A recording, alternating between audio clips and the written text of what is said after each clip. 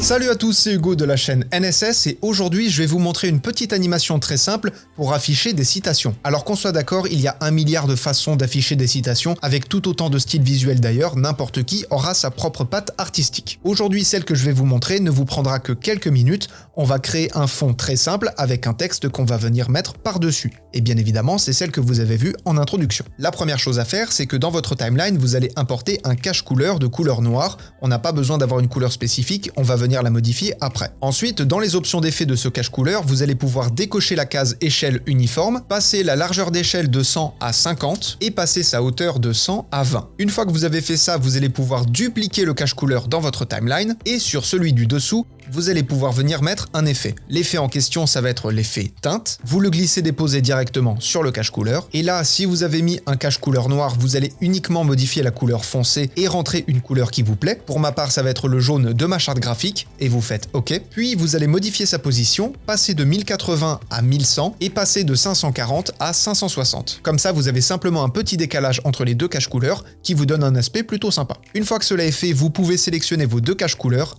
faire un clic droit, sélectionner un briquet et le renommer par exemple support de texte. Et ensuite vous faites OK. À partir de là, vous allez pouvoir sélectionner votre outil texte et dessiner une zone de texte dans votre image. Peu importe sa taille ou son emplacement, on va venir la modifier après. Et bien sûr, dans cette zone de texte, vous allez pouvoir venir marquer la citation et l'auteur. Bon, en l'occurrence, comme vous l'avez vu, pour ma part, j'ai mis donc « Apprenez, utilisez et progressez dans vos montages » puisque c'est le slogan de la chaîne, bien évidemment, et qui est signé New School Studio. J'ai signé au nom de la chaîne et non en mon propre nom. Pour ce qui est du texte en lui-même, bien évidemment, vous mettez la police d'écriture que vous voulez. Pour ma part, ma police d'écriture, c'est la Filson Pro. Sur la citation en elle-même, j'ai mis une épaisseur plus prononcée. Comme vous le voyez dans les options d'effet, on est actuellement en bold.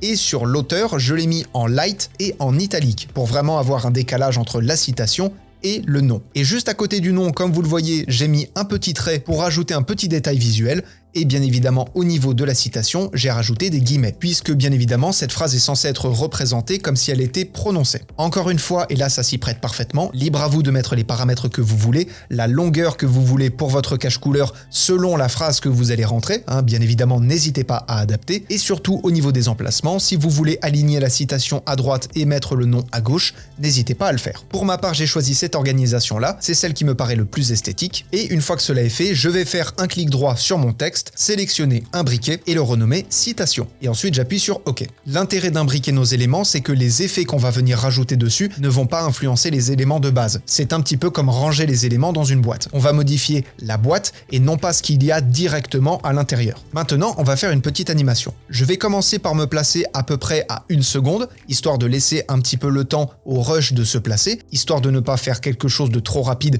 et d'amener la citation en douceur. Dans ma fenêtre effet, je vais venir chercher l'effet recadrage que je vais venir glisser-déposer sur mon support de texte. Je vais activer le chronomètre de droite, sélectionner le mot recadrage dans les options d'effet pour me faire apparaître les repères et venir tirer le bord droit pour le mettre à gauche de mon cadre, tout simplement pour le cacher finalement. Je vais avancer d'1 seconde et 15 images par exemple, puis je vais redéplacer mon recadrage droit, mais je vais pas le mettre tout à droite de mon écran, je vais le mettre à droite de mon cadre. Tout ce qui se passe après ne nous intéresse pas, donc on n'a pas besoin d'animer le recadrage plus loin que ça. Je vais zoomer un petit peu dans mes images clés, je vais développer l'animation que j'ai créée en cliquant sur la petite flèche à côté du chronomètre droite, je sélectionne mes images clés et je bouge un petit peu mes petites poignées pour faire ce fameux effet de vague que l'on est habitué à créer quand on touche au bézier, tout du moins quand on fait de l'animation, quelle que soit l'animation. Donc ça va me donner quelque chose comme ça, et donc l'apparition de mon cadre va se faire de la manière suivante.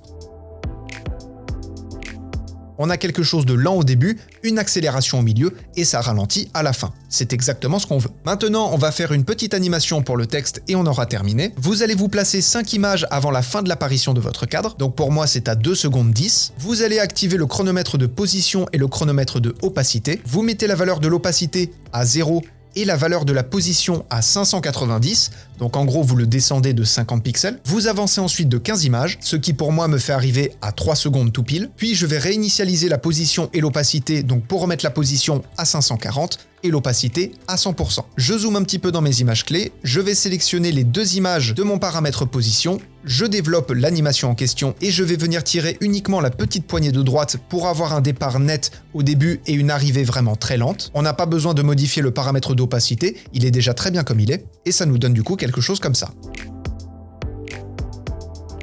Bien évidemment, c'est fait rapidement, n'hésitez pas à prendre le temps de bien faire vos animations, d'avoir de belles courbes pour vos béziers, et bien évidemment, n'hésitez pas à pimper un petit peu tout ça. L'idée était simplement de vous présenter une base, mais je pense que ce sujet-là peut être intéressant à aborder avec différents styles visuels, par exemple un style un peu plus cartoon ou un style un peu plus vintage. N'hésitez pas à me dire ce que vous en pensez d'ailleurs, et en attendant, vous avez votre animation.